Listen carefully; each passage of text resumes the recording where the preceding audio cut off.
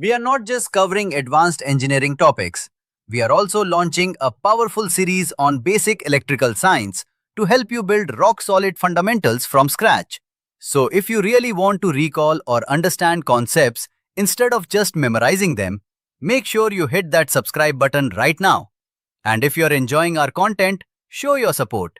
It truly pushes us to bring you more high quality, easy to understand videos. For detailed learning, don't miss our blog circuitmasterclass.com. We've explained everything there in a much deeper way. You will find the link in the description below. Go check it out. Now let us enter the actual topic. Let's begin. Okay students, here we are going to understand how potential difference is maintained. Now imagine I am drawing a diagram on the board. First, I draw a container.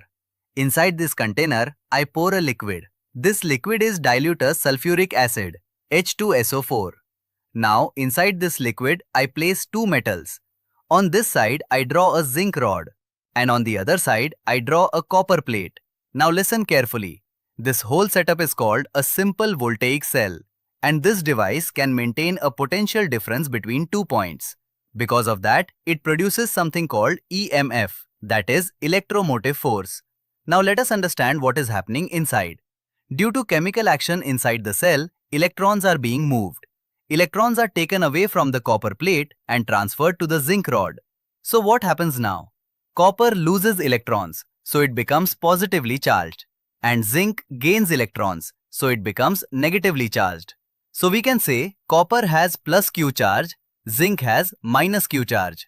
Now because of this difference in charge, a potential difference is created between these two. And this potential difference is equal to work done divided by charge. So simply we say W by Q. Now suppose I connect these two plates using a wire. What will happen? Electrons will start moving. They will move from zinc to copper through the external wire. And this movement of electrons is what we call electric current. Now think carefully. If electrons are moving away from zinc, its charge should reduce, right? But that does not happen. Why? Because inside the cell, chemical action is continuously working. It takes electrons from copper and sends them back to zinc internally. So what is happening? The cell is continuously maintaining the same potential difference. And this process will continue as long as two conditions are satisfied. First, the circuit must be complete.